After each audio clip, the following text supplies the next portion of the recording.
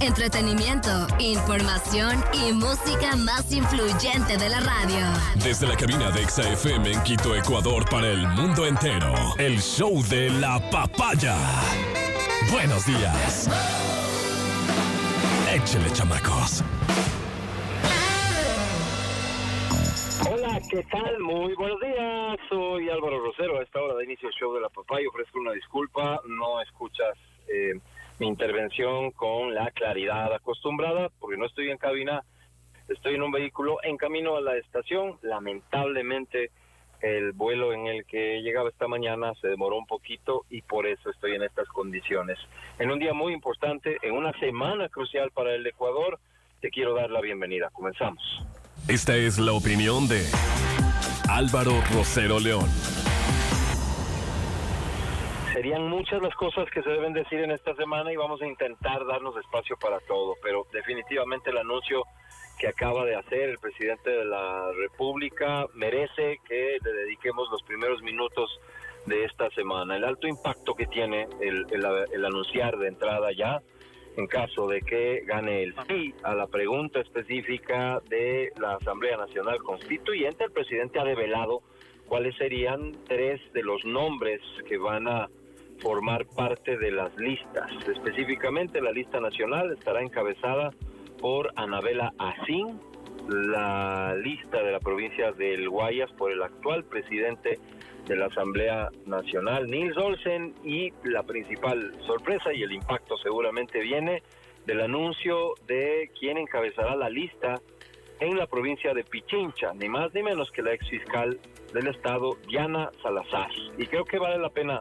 detenernos un poquito en esto, porque definitivamente hay que desglosar lo que implica su anuncio. Diana Salazar, una figura fundamental de los últimos años del país, una figura clave para lo que podríamos decir muchos hoy estamos viviendo. Clave en el sentido de que desde la Fiscalía General del Estado tuvo la capacidad de demostrar ante distintos tribunales en cada una de las etapas, demostrar, insisto, que del país se estableció un esquema de corrupción liderado ni más ni menos que por el mismísimo entonces presidente de la República y de la que formaron parte las principales figuras de su gobierno y de su partido político.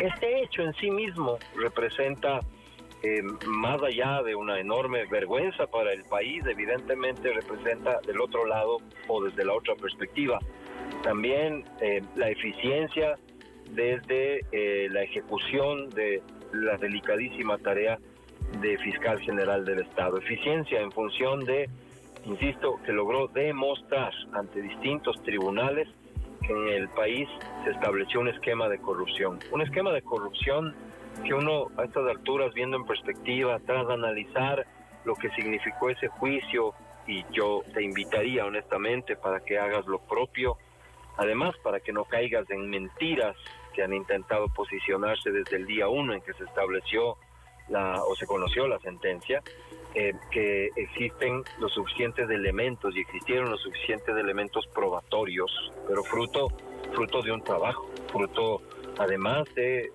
la enorme valentía que demostró Diana Salazar al enfrentar a quien se ha considerado en los últimos años probablemente el tipo más poderoso del país por el nivel de control que logró alcanzar, más allá incluso ya de su gobierno. Muchos sabemos que su estructura quedó sembrada en el Estado, en distintos niveles, y además tenemos muy claro de lo que han sido y son capaces. Por lo tanto, digo, Diana Salazar demostró también mucha valentía, mucha.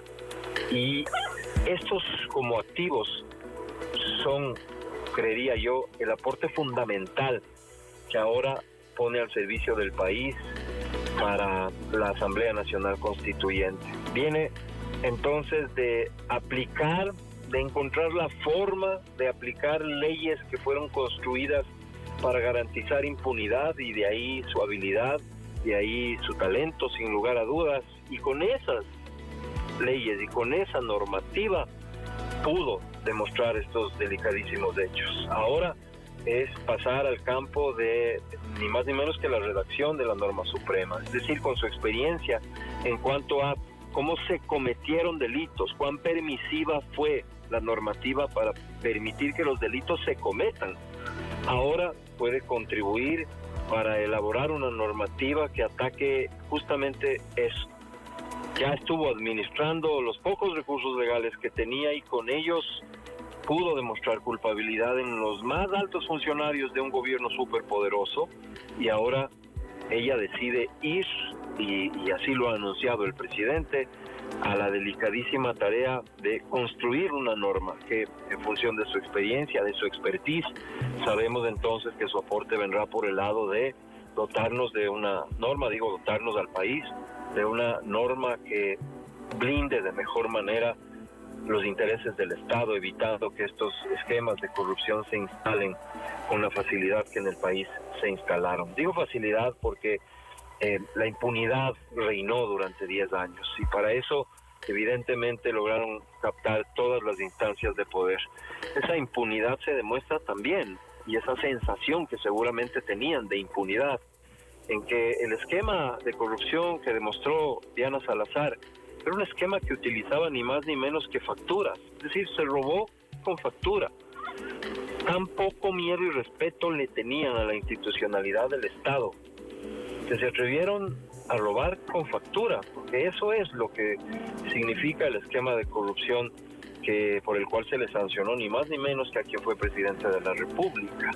Facturas que servían para cubrir justamente necesidades de los funcionarios públicos corruptos de su partido político. Así fue como se manejó en buena medida lo público, esto público de lo que tanto nos hablan y que tanto defienden, ¿no? Y cómo no van a defender si al final fue el origen para muchos de sus hoy fortunas. Así que creo que es una gran noticia para el país desde esta perspectiva, pero además hay que decirlo, y hay que destacar, es sin duda un anuncio de altísimo nivel de coherencia,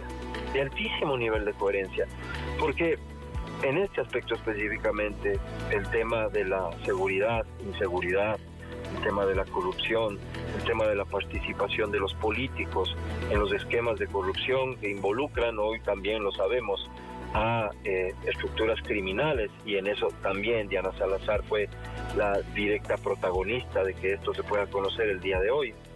Estamos hablando entonces de que para Diana Salazar el reto tiene que ver con que va a responder por sus actos, ahora elaborando la norma suprema, y la coherencia nace de quien lo anuncia, el presidente de la República, que es quien le está proponiendo al país una Asamblea Nacional Constituyente. Coherencia de su discurso tenemos que enterrar el pasado, tenemos que superar esta Constitución de la que tanto se ha hablado, fruto de los problemas que ha generado en el país, fruto de lo que le ha significado y el costo altísimo que ha tenido en materia de seguridad, prácticamente de nula inversión privada, porque las taras ideológicas y el propósito criminal estuvieron detrás, y eso hoy lo sabemos. Entonces, coherente poner a quien lideró desde la Fiscalía General del Estado un proceso de investigación que, insisto, y esta es la parte fundamental del mérito de Diana Salazar, logró demostrar la existencia de un esquema de corrupción. Hay coherencia entonces desde quien nos propone la Asamblea Nacional Constituyente y coherencia de quien acepta el reto de ser parte de esta Asamblea Nacional Constituyente. Ella va a liderar las listas de ADN en Pichincha de los asambleístas nacionales constituyentes. Nosotros somos los que al final tenemos la última palabra. Creo que del lado de los proponentes estamos recibiendo la suficiente información como para que la decisión sea nuestra y sea una decisión responsable y no sea una decisión a la ligera. Que entendamos que el país necesita llevar a cabo una transformación profunda, eliminando límites, taras ideológicas y otros serios problemas que contiene la Constitución. Una Constitución que, repito, hecha para beneficio de un partido político.